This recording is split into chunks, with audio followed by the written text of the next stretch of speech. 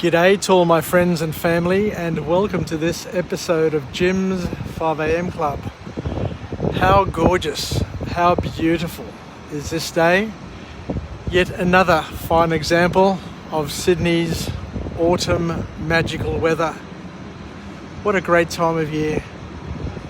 Let me just go for a walk up the stairs here, but I'm just in front of the Key restaurant, one of the exclusive restaurants here in Sydney, where I guess you're probably paying a couple $100 a head to enjoy a meal with some of the best views in Sydney. And you just go up a flight of stairs and you can share the same view or experience the same view for the cost of absolutely nothing. So let me just go up here onto this platform, which is directly above the Key restaurant. And what you'll see is that we have a 360 degree view of the city, which is absolutely glorious.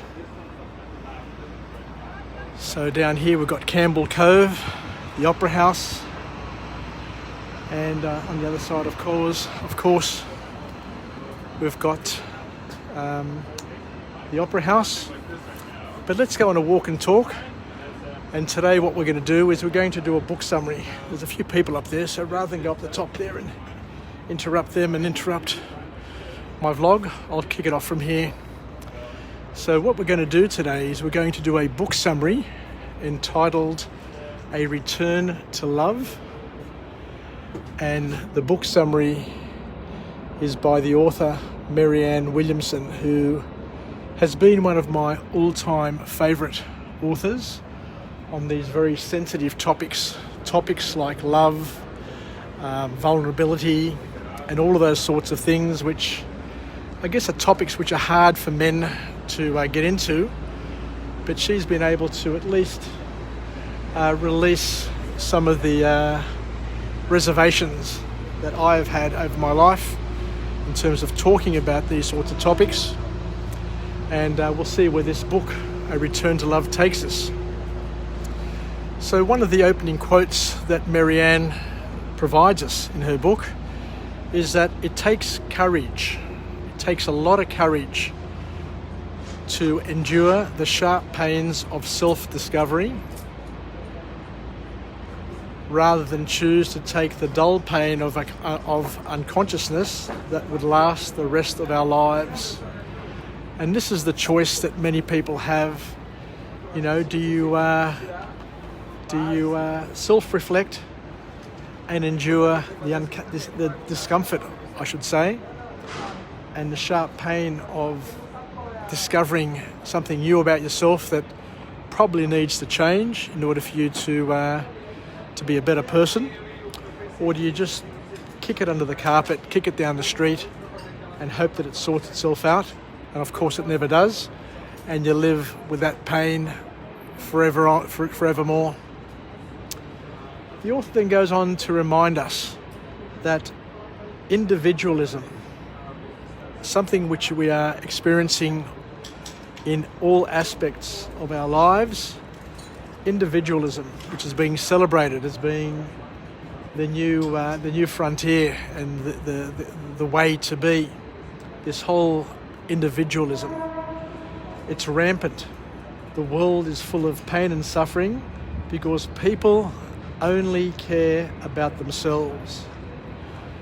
You know, you open your eyes and you realize that we are surrounded by a plague, by a pandemic of selfishness, which is way worse than COVID-19 or anything else that we've ever experienced in our lives. So the author then moves on to talk a little bit more about what has caused the problems, the challenges that most societies are confronted with these days. And in her opinion, she says that fear is the root of everything, that causes us to be unhappy. Yeah, there's another way of looking at unhappiness and the cause of unhappiness, and for many people it's stimulated and aroused through our fear and our fears, be it rational or irrational fears. Because the author then goes on to talk a little bit more about the fact that because of the way we've been brought up, most of us were brought up in families that focused on grades, being the best in the class, learning a musical instrument, and being top of your class or being the best at whatever you did, rather than simply being kind to other children. From a very young age, our parents, our teachers, our schools, our culture, everything around us basically taught us to compete and to see others, with a learned contempt and a fear of others. It's interesting just to reflect on the way we've been brought up. And, I guess we were all brought up, with the right intent. But as you know, and what's coming out of this book here is that sometimes too much focus on performance and you standing out actually causes some issues later on in life.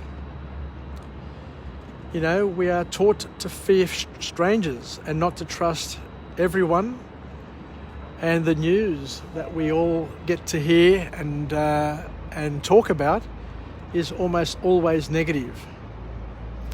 So there in itself is a starting point. So we've been brought up in an environment, in a world that celebrated individualism, celebrated greatness and excellence, but didn't really celebrate love, care, empathy, and all of those other things that as we get older, we learn to understand that they are far more important things in our lives than all of the things that we have. So what's the next formal point to come out of this book? The author then goes on to talk about that being happier at work and making the world a better place come from turning your career path to a higher power. So instead of focusing on your own selfish and greedy needs, what the author is saying here is that we need to look above and beyond our own needs and to start to look at how we can fit in with those around us, our family members, our work partners, our communities, to add value, which is not about just, at our own personal gain, but adding value so that we can all get to reap the benefits of each other's contributions. So with work and worldly pursuits, most of us focus on our own preservation and survival. That's how most of us have been brought up, and especially those migrants who first came to Australia, coming to a new country, not knowing the language, not having wealth, feeling second rate. Of course you're going to want to preserve yourself and survive and to keep your culture alive. But that also comes at a price, that we shut our hearts and ears and eyes down to those around us who may be suffering in silence and who may be needing our support in order to get through their struggles. It's only when you get to a certain age that you start to realise that God puts us here to make the world a better place. And we all need to tap into our calling or our callings in order to activate and achieve that specific sort of mission that I guess from a young age you don't really think about, because as we said, we're brought up to think about ourselves, but it's not about just doing whatever you can for yourself. By all means, focus on your selfish needs to get to a point where you can build your capability and confidence and your network. But once you've achieved wealth, once you've achieved competence, once you've achieved a network of people and influence, then that is the gift that God gives you to enable you to then use that, to leverage that, to do bigger and better things, not for yourself, but to those around you. What we should be doing with our jobs, with our careers, with our lives, is to focus on being kind, loving, and making a positive difference to those around us. And the author then goes on to talk about another topic, which is an interesting one, and that's how to understand the people around us who are mean to us. And the author takes a different sort of angle to what maybe our parents, our teachers, and our friends may have had over the years. And they say that most people who are mean are most likely that they need a little bit of sympathy and empathy, because they may have been through some really tough times in their lives and are unable to open their heart. Their hearts have been hardened by the challenges and the pain and suffering that they've received through their lives, the way they've grown up and who they've lived with, who they've dealt with, and who knows, because everybody has a story to tell, and not everybody's story is a wonderful story. A lot of people we learn over the years have a mean exterior, have a rough and mean exterior. They're covered in tattoos, they're covered in piercings, they may be unkept to a certain extent, but a lot of that is to try and protect themselves from the trauma that they may have received as a child or whilst they were growing up. So the big lesson from this author and this book is that we need to become more empathetic to these people and show all people a little love and respect and make allowances, because there are things that may have happened in their lives which have caused them great trauma, and they need you, me, and everybody around them to give them some space, give them some respect, and allow them to express themselves without feeling threatened. So there you go. I'll finish off now. I'll try and keep it short and sweet, as my daughter Catherine keeps on reminding me. Let's finish off with a positive affirmation. I'm alive, I'm well, I feel absolutely great. To my friends and family, stay connected, stay relevant, stay reasonable. And whenever you get a chance, come on down to Sydney Town and check out this beautiful location. And there's nothing stopping you. There's nothing stopping you coming up here, bringing a little table, a couple of chairs, and coming up here on the platform and having dinner, a dinner for two with a candlelight, a little picnic up here, and have the $1 million views, and it costs you absolutely nothing.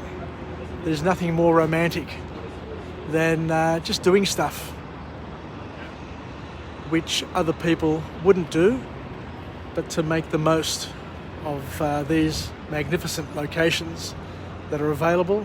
This is a public space, and as I said, there's nothing stopping you rolling out a table and a couple of chairs, a picnic lunch or a picnic dinner, or a dinner with some candlelight, and enjoying the beauties of this magnificent city of Sydney. Anyway, yasas, take care, and I'll come to you again from a different location with a different message and see where it leads us. So thank you for joining me on this episode of Jim's 5am Club, and let's hope that we can have a return to love, as Marianne Williamson has suggested in her